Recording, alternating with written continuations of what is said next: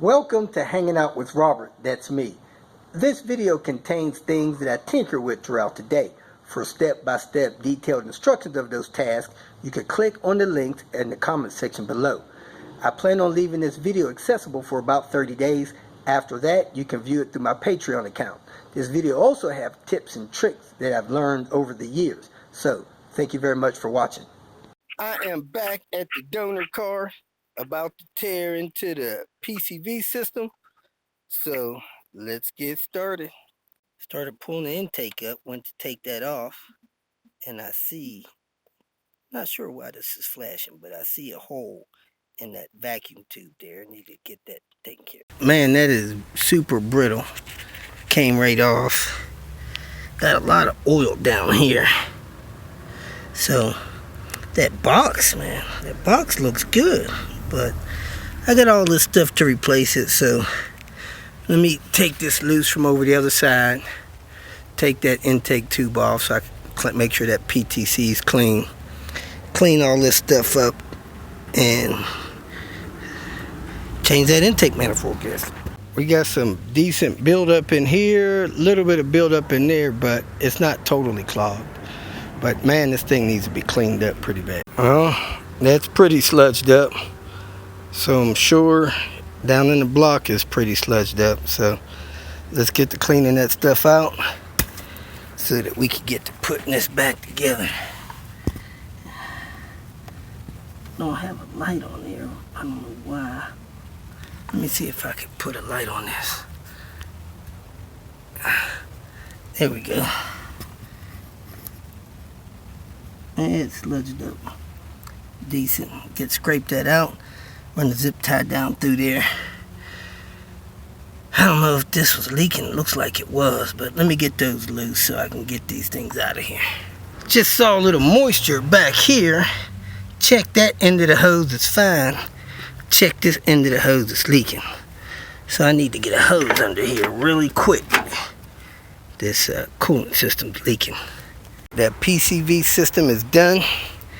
That took about 2 hours. I got the broken hoses reconnected. Need to hook this vacuum up here. This is kind of loose. That may be a weak leak in turbo boost. So if I see one of those, I'll grab it. But right now, my main concern is that coolant leak over there on that bottle. And I need to find a cap. I brought a cap to that bottle, and I think I got a seal for this oil cap thing too.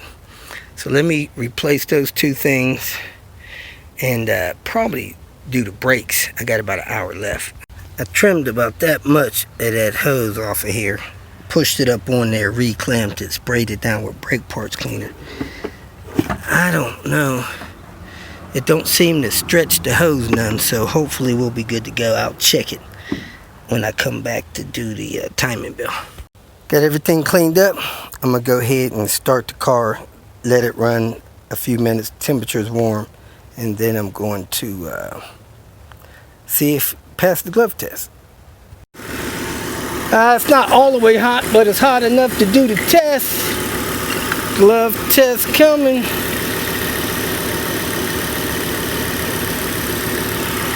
And it is trying to suck in the glove a little bit. Let me go get a lighter weight glove. But I think we are good to go. I got a lighter weight glove up here. Ow! I hate these dang license plate things. We were smoking out of the dipstick tube, and we're not now.